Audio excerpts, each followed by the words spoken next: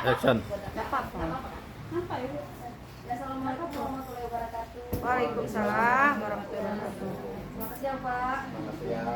Ya izin Pak ya, kami kebetulan ini dari calon guru penggerak angkatan 10 ada beberapa Luar biasa. pertanyaan yang ingin kami lontarkan kepada Bapak dalam memenuhi salah satu tugas kami, yakni wawancara dengan kepala sekolah terkait dengan pengambilan keputusan. Jadi kami semua ini sudah melihat bagaimana selama ini Bapak menjadi kepala sekolah yang menginspirasi di Kabupaten Sulu ini. Jadi inilah tadi untuk menggali ilmu dari Bapak melalui pertanyaan-pertanyaan terkait dengan bagaimana Bapak mengambil keputusan di sekolah. Ini langsung ke pertanyaan pertama ya Pak. Pertanyaan yang pertama, bagaimana cara Bapak mengidentifikasi suatu kasus yang merupakan kasus tersebut, apakah itu merupakan dilema etika atau rujukan moral? Baik. Terima kasih ya. Sebelumnya tadi Bu ini menyampaikan bahwa inspirasi di Kabupaten Sulu tentunya itu berlebihan. Ya. Kenapa? Karena sampai sekarang saya belum pernah memperoleh prestasi sebagai kepala sekolah berprestasi. Selalu KO, ya, selalu kalah, akhirnya tidak menginspirasi. Jadi tadi pertanyaannya terkait dengan mengidentifikasi terkait dengan pengambilan keputusan yang berkaitan dengan etika moral ya, atau rujukan moral. Yang artinya di sini ada dua kepentingan ya. Pertama, kita dihadapkan pada kepentingan sekolah. Yang kedua, kita juga dihadapkan pada kepentingan pribadi, gitu ya, kalau asumsi saya. Jadi dua hal tersebut memang sebetulnya itu bukan hanya pada kepala sekolah. Pada semua pemimpin pasti pernah mengalami hal yang sama. Jadi kalau saya identifikasi, salah satu cara saya mengidentifikasi itu adalah dengan melihat satu keputusan, ya, satu keputusan yang dimana keputusan itu berhadapan dengan kepentingan pribadi para guru, termasuk mungkin kepentingan saya secara pribadi. Misal, sering kita katakan bahwa kedisiplinan itu adalah sebuah bagian dari aturan. Tetapi pada realitanya kedisiplinan itu sering bertentangan dengan kepentingan pribadi kita. Contoh, aturan menyatakan bahwa kita hadir ke sekolah minimal paling lambat pukul 8 pas. Tetapi pada kepentingan pribadi banyak hal yang membatasi kita tidak bisa tepat waktu pukul 8. Jadi disinilah pentingnya mengidentifikasi hal-hal apa yang menurut saya selaku kepala sekolah bisa menjadi sebuah keputusan yang bisa diterima oleh seluruh dewan guru. Bagaimana kira-kira bisa dipahami? Pak, ya Pak, jadi terkait dengan jawaban Bapak tadi, bahwasanya Bapak akan meninjau dari kepentingan pribadi, juga kepentingan sekolah, dan keputusan itu kalau bisa diterima oleh semua guru.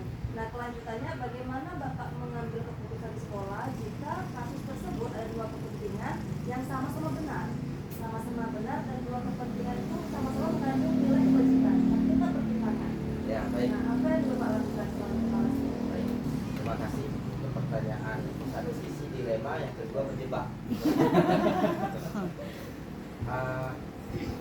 Sebetulnya saya secara pribadi mungkin termasuk orang yang berintegritas, di mana pemikiran, hati dengan perkataan dan perbuatan itu harus sinkron. Artinya saya berpegang pada profesionalisme. Di sini saya tidak, ketika sudah berkaitan dengan profesionalisme, maka saya tidak memandang apakah itu kepentingan pribadi atau bukan. Walaupun dalam hal implementasinya dua-duanya itu benar. Contoh,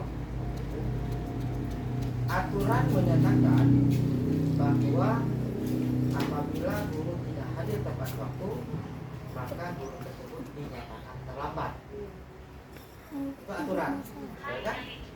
Tetapi di sisi lain, guru tersebut terlambat karena dia ada kepentingan pribadi yang juga benar. Itu kan dua hal yang benar.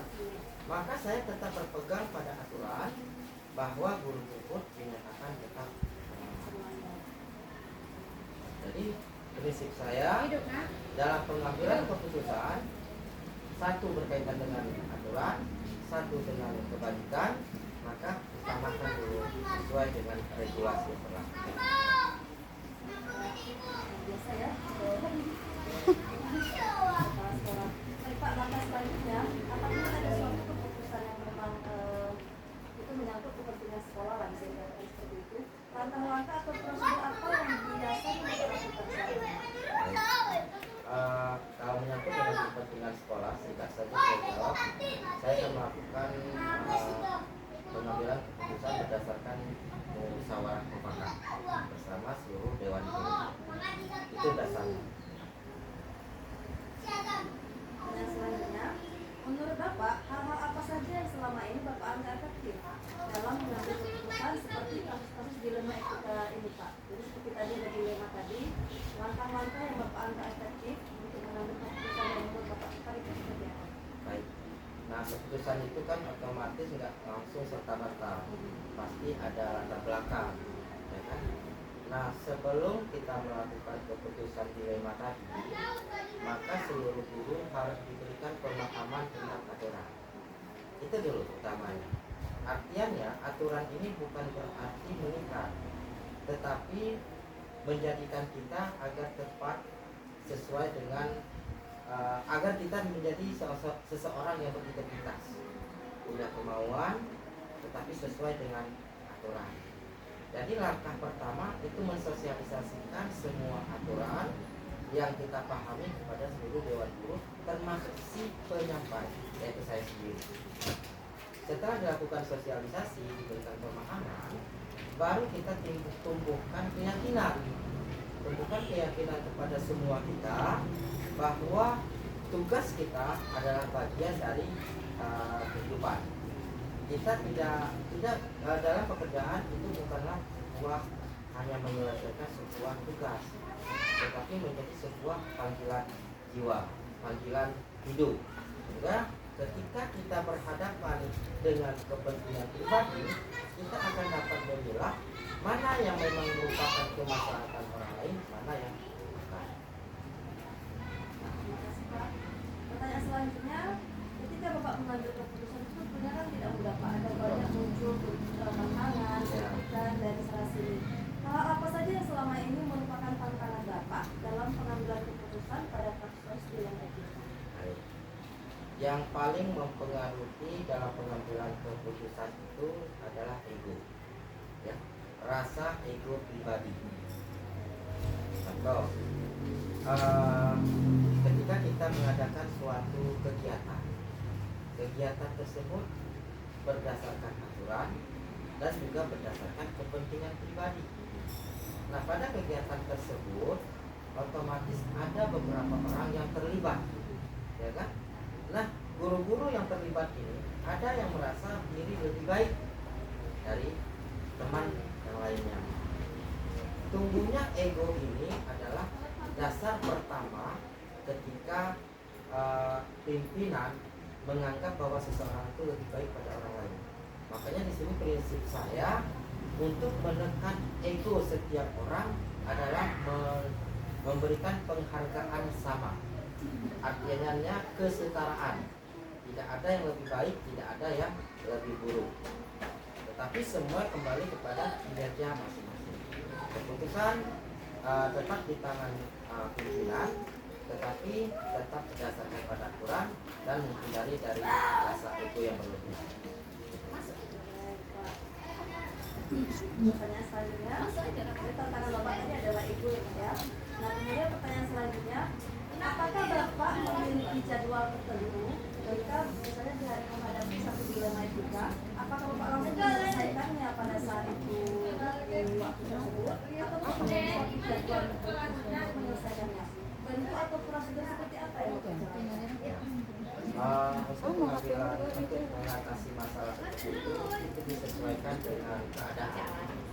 Ada posisi yang memang harus segera diselesaikan, ada juga posisi yang disesuaikan dengan keadaan. Artinya kita harus tahu dulu latar belakang kejadian pelanggaran itu, pelanggaran yang kita mau kalau sesuai dengan pelanggaran itu biasanya yang bersifat kebijakan guru dalam pembelajaran, misalnya seperti itu. Contoh, ketika guru mengajar dalam kurun waktu 1 semester, kan seharusnya guru bisa memberikan penilaian objektif kepada peserta didik. Tetapi kadang-kadang guru menumbuhkan egonya. Egonya di sini timbul penilaian subjektif. So, pada saat anak, karena si orang tua adalah teman dekat dari si guru, timbul penilaian pribadi bahwa si anak ini nilainya harus saya berikan lebih. Itu kan artinya penilaian subjektif. Sementara guru seharusnya melakukan penilaian subjektif apapun latar belakangnya. Nah, disinilah saya setiap per triwulan bahkan per semester itu tetap memberikan arahan pada seluruh dewan guru agar penilaian kepada siswa dan mahasiswa seobjektif mungkin tanpa memperhatikan kepentingan yang bersifat pribadi. Akhirnya identifikasi bisa jadi dari awal, bisa jadi juga penyelesaian permasalahan langsung pada kejadian tersebut. Tergantung dari situasi yang tergantung dari situasi yang dihadapi. Baik Pak, pertanyaan selanjutnya, selama ini adakah seseorang atau faktor-faktor tertentu yang mempermudah atau membantu Bapak dalam menyelesaikan atau mengambil keputusan yang berkaitan dengan kasus-kasus dilematika tadi? Apakah ada seseorang atau faktor-faktor lain yang membantu Bapak untuk dapat mengambil keputusan mengenai dilematika? Kalau orang secara pribadi mungkin tidak ada, tapi kalau secara keseluruhan benar. Bagaimanapun juga saya seorang pemimpin juga adalah manusia. Tentu memerlukan masukan-masukan dari seluruh rekan guru. Itu perlu, walaupun pertimbangan terakhir ada di kepala sekolah. Nah, prinsip yang atau faktor utama untuk mempengaruhi keputusan saya adalah keterbukaan. Artinya keterbukaan di sini terbuka baik itu buruk maupun baik tentang dampak dari suatu keputusan. Sehingga ketika diputuskan semua guru akan menerima dengan senang hati, walaupun mungkin berat ya di satu sisi, tapi demi kebersamaan tetap wajib dilaksanakan. Terasa di pertanyaan terakhir ini Pak. Pertanyaan terakhir ini, dari semua hal yang sudah Bapak sampaikan tadi, pembelajaran apa yang Bapak petik dari pengalaman Bapak yang mungkin Bapak bisa bagikan kepada kami sebagai pembelajaran bagi kami juga dari pengambilan keputusan yang sudah Bapak lakukan selama Bapak menjadi kepala sekolah? Jadi hikmah dari itulah yang bisa dibagi kepada kami. Nah, kalau pembelajaran dari semua yang saya jalani, saya sebagai kepala sekolah definitif itu sudah memasuki tahun ke-6. Sebetulnya banyak hal